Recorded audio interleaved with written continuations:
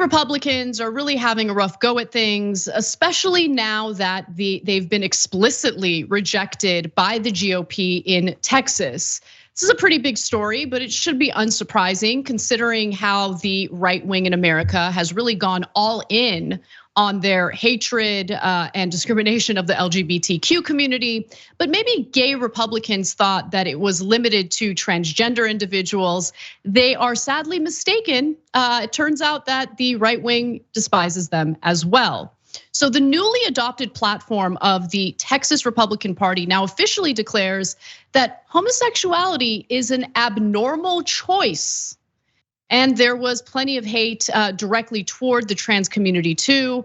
The shocking platform voted on by 5,100 delegates and alternates Saturday at the party's biennial convention in Houston also affirms Texas Republicans' opposition to all efforts to validate transgender identity and calls for a ban on any gender-affirming medical care, including hormone therapy, for anyone under the age of 21.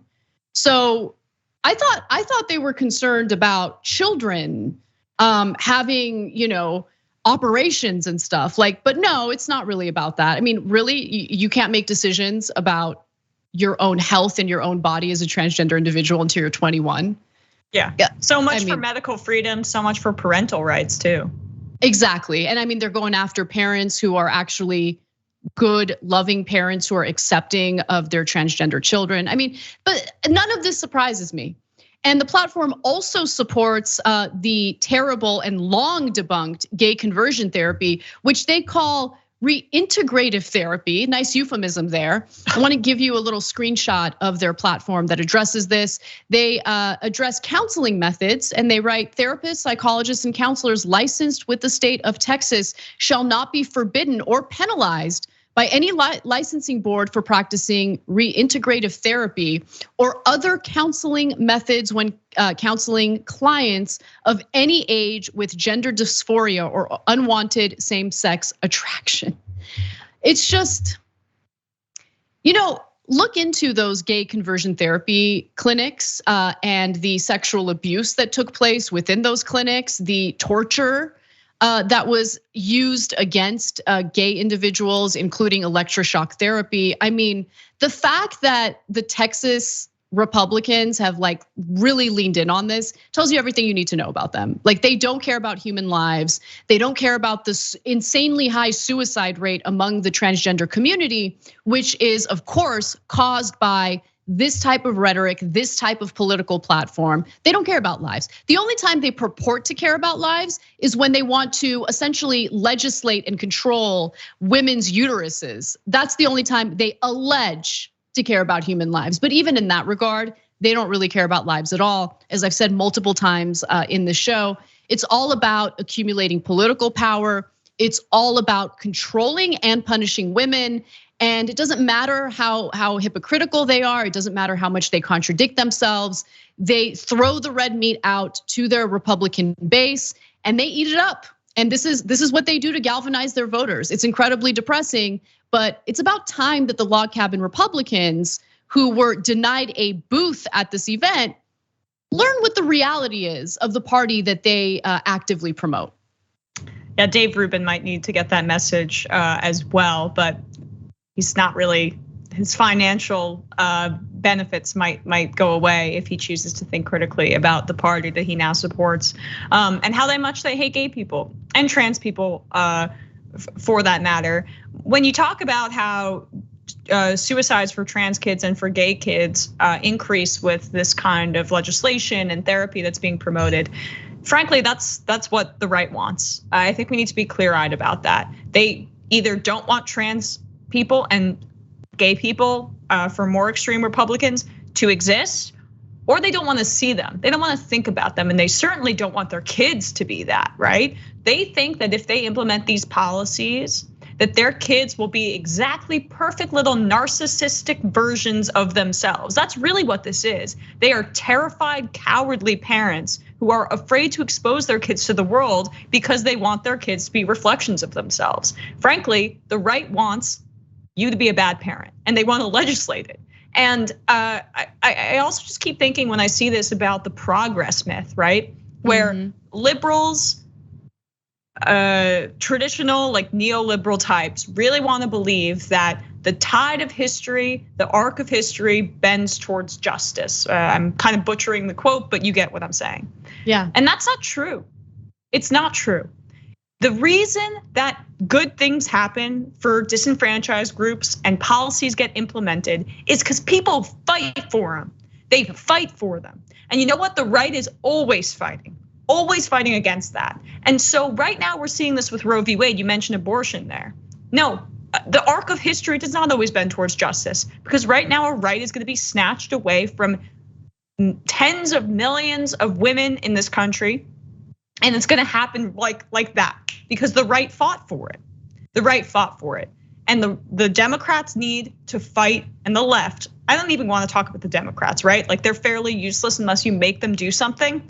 And that's why we have to have organized on the ground groups. Like DSA here in New York has this massive slate of candidates that I've been supportive of, large organizations that can wield their power in state legislatures and then eventually on the federal level as well. But you can't just like say, we'll just be hands off and eventually people won't be bigoted anymore. That's not how things work. Activists fight for them, and claiming that that's the case erases years and years of work by indigenous, black, gay, trans, etc. advocates in this country, which actually fought for things. And it's frankly an offensive myth. Yeah, you're absolutely right about that. And I think, it's such an optimistic take, an optimistic myth that it's hard not to believe it, right? Because we did see some progress in this country when it came to social issues, but the right wing has been active organizing for 50 years to essentially put all of the building blocks, if you will, in place to get what they want in controlling women's bodies. And they did it through federal courts. They did it through ensuring that the Supreme Court was just stacked with right-wing ideologues that didn't believe in a woman's right to choose. And you always have to be on guard, because you can't just assume that every victory is a guaranteed permanent victory. You're always gonna have the opposing side attempt to chip away at it. And the depressing thing is, I don't see the opposition to the Republican Party aggressively organizing to chip away at what they're doing in the country right now. I mean, it's really hard not to fall into this mood of despair, because they have everything in place to their advantage, including the Supreme Court. So not only do we need Democratic politicians who are willing to fight for the right policies, we also need a fighter who's willing to reform, because that's definitely what we need. Reform our institutions, including the Supreme Court, which has now just become another arm of the right wing. But real quick, going back to the reaction to the Texas GOP and their platform, well, they got a little bit of a response from the log cabin Republicans. I should note that delegates at the convention were peppered with flyers attacking the LGBTQ community, including one warning, "Beware of the homosexual agenda." And then in response to that, there was a tepid denunciation from Chris Halbo, who is the log cabin Republicans of with the log cabin Republicans of Houston, which represents LGBTQ members of the party. He called the anti-LGBT language an unnecessary, gratuitous addition to the party's platform, and then made an argument about how they're better served by building a broad coalition that includes the gay community. But look, I'm sure homeboy loves his tax cuts. I'm sure he supports the Republican Party because he loves the austerity measures that they promote. I'm sure he loves the tax cuts that he gets to enjoy. But at the end of the day, they don't see you as human. They see you as subpar, as someone who doesn't deserve the same rights, someone who deserves to be persecuted in American society. And sometimes, greed gets in the way of common sense thinking, and that's definitely what's taking place with the log cabin Republicans. Yeah, class interests will largely trump all. I mean, it doesn't mean that bigotry isn't really how the Republicans are operating. That's their midterm strategy right now with these anti-gay bills. But when it comes to certain members of certain classes, I mean, here in New York, there are people I've encountered like that, right? Where it's just, yeah, I'm queer, but it's just I really like my taxes not going up, and eventually, that's kind of how it irons out. But yeah, log cabin Republicans, hypocrites. That's not news. Yeah, exactly. Thanks for watching the Young Turks. Really appreciate it. Another way to show support is through YouTube memberships. You'll get to interact with us more. There's live chat emojis, badges.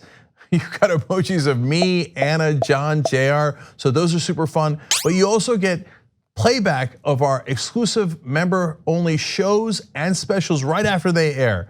So all of that, all you gotta do is click that join button right underneath the video. Thank you.